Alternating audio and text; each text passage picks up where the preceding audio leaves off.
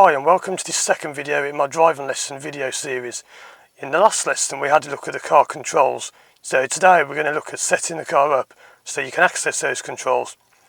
Now this is quite a short, simple lesson, but it's still important, so I need you to remember three letters for today's lesson, and that's D, S, M, which are doors, seat, mirrors. So the first thing you should do when you get in the car is make sure that the door is shut properly. Now it sounds quite obvious, but if I have the door like that, that's now on the latch. So it looks like it's shut, but you see the light comes on in the car there. I don't know if you can see that, but the interior light comes on. So there are 5 ways you can tell whether the door is shut properly. The first one is that one, the light will come on if the door is open, and that's the same for most cars. Secondly, you'll be able to hear too much noise, because if I keep quiet now, I can hear the noise outside and I think, why can I hear so much? I can hear a lawnmower in the background. So that's because the door's not shut properly. The other way I can tell is by looking in the mirror. I can't see the back of the car. The door is sticking out from the rest of the car, so it looks wrong. The other way I can tell is if I don't shut it just yet. If I press this button, do you remember in the last video we said there was a button here which locks the doors? If I press that, locks, then unlocks. You hear that? It goes lock, then unlock. So listen again. I don't know if you can hear this on the microphone, but it locks, then unlocks. There you go. So that's the 4 different ways so far. The 5th one is, if I was to turn the key to position 2, then it will come up on the driver's screen there. It says driver's door open. So it's quite easy to shut the door properly. You just give it a good pull, then it's shut properly there. So that's the first thing, the doors. The next thing is now, what was the next thing? Do you remember the S? The seat. There are many different ways that you can move the seat. I'm just going to turn the engine back off there, just back to 0 on the key.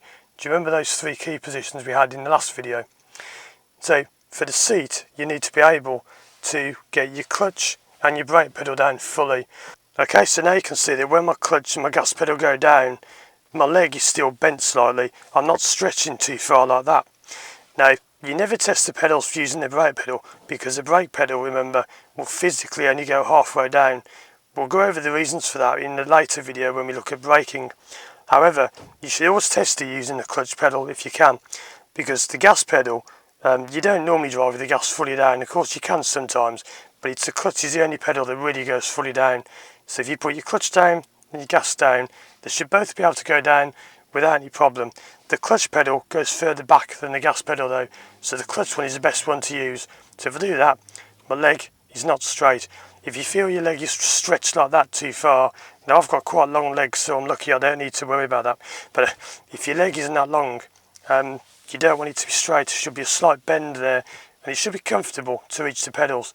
If it's not, then it's different for every car this, but you would simply, there's a lever under here, don't know if you can see that.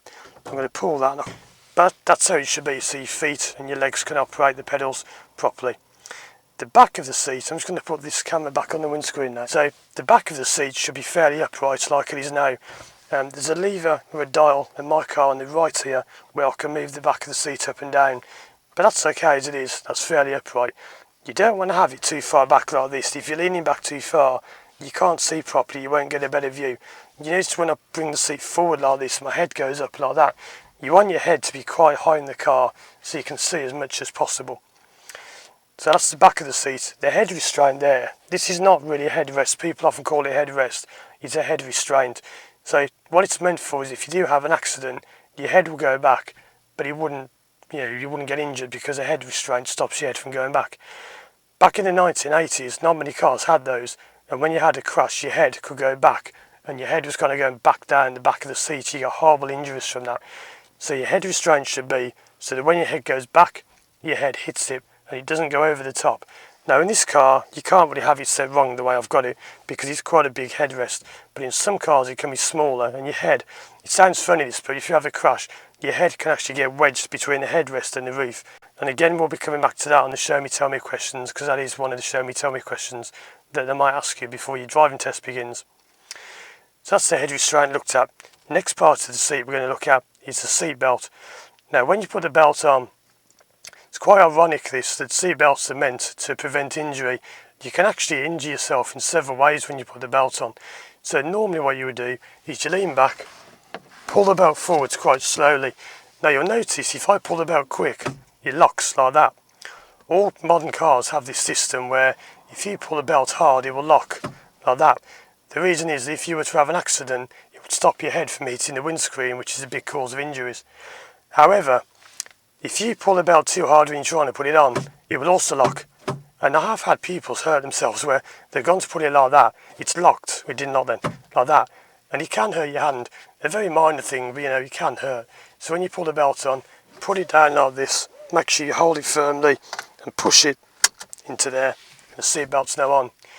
A good point as well, when you take the belt off, and if I just do this now, you should always hold the belt like that.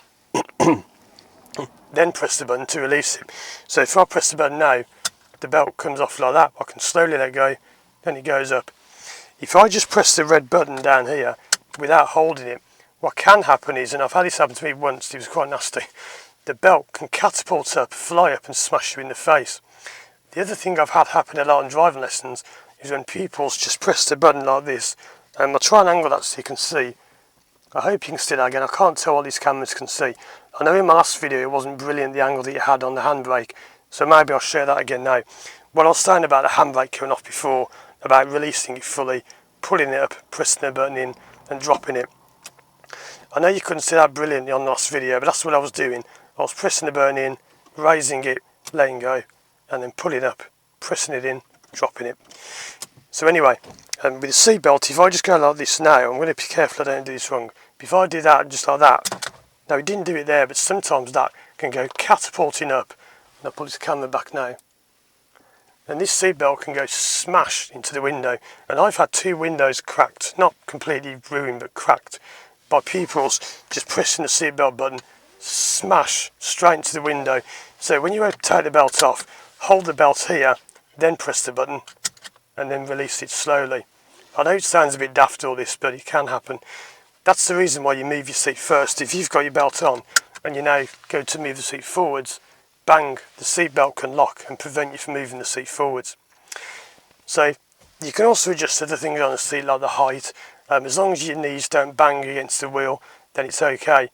This car as well, if I angle this down again, this camera, you can actually alter the height of the wheel. You can do this in most cars. There's a lever under here you pull down. You can move the wheel around. So if you don't feel comfortable with the wheel, you can move it around anywhere. It should be so that your hands can reach the wheel, like with your legs. If I move this back, about there.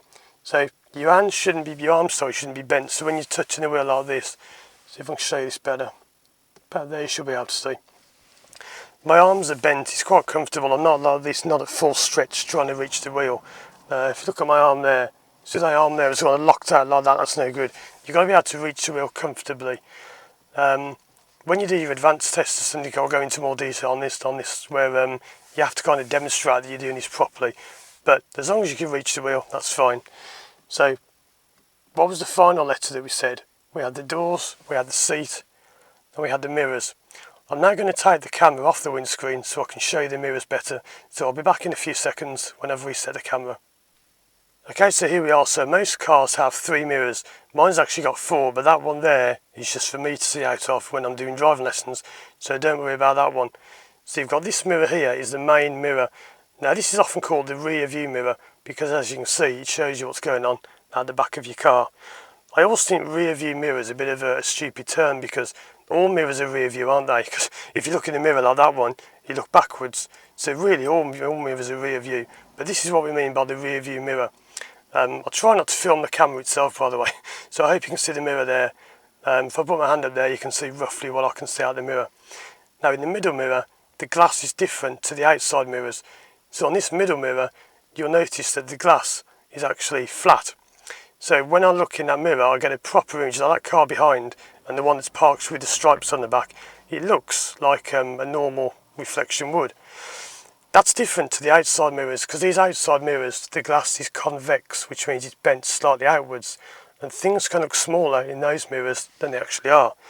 Now you probably can't tell from this, I know, but when you get in the car for real, you'll see that the objects in the mirror, you might have heard this phrase, objects in the mirror may be closer than they appear. If you drive in America, they often have it written, actual text on the mirror, and it says, when I was in America, I spent some time there, and a lot of cars there had writing on the bottom of the mirror, objects in the mirror may be closer than they appear. So that's what it means. this is flat glass, this is bent glass. So whenever we talk about the main mirror, we mean this one because that's the one that you can see the most out of, or the best out of, depending of course on the situation. So the middle mirror, the main mirror, the rear view, whatever you want to call it, you should be able to see like I can now. I don't know if you can see that, but I can see just out the back window, I can see a little bit of the back shelf, a little bit of the roof, and I can see a little bit of my head. I can see my left eye as I look at it. So that's how the mirror should be.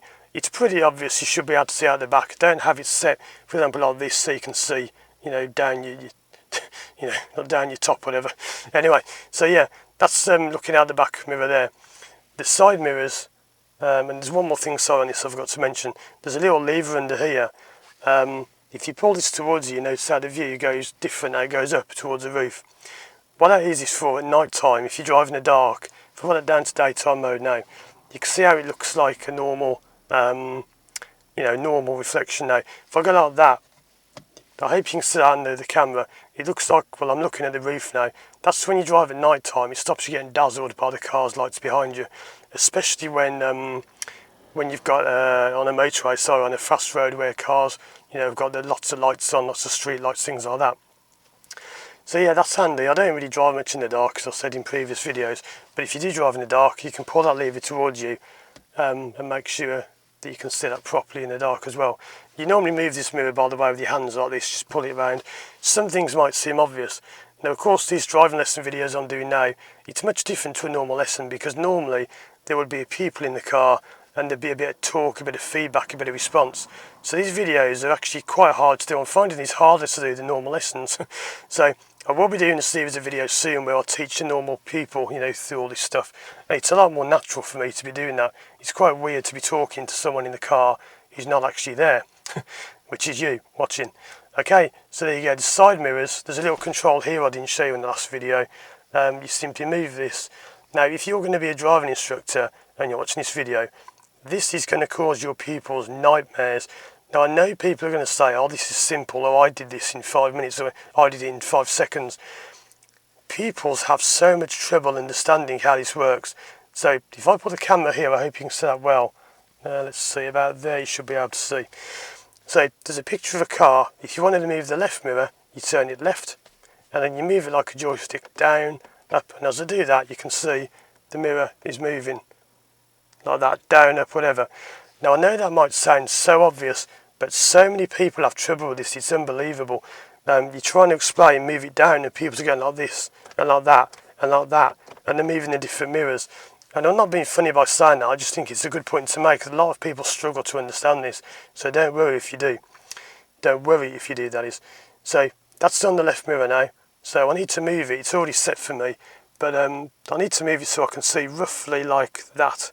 Now, of course, I don't know what the camera's seeing, but that should be looking quite good there. You can see roughly 10 to 20% of the car in the mirror, and the rest is all that pavement and the trees, whatever. The mirror should be quite horizontal as well, so it shouldn't be down like this. That's no good, looking at the floor, and up like that.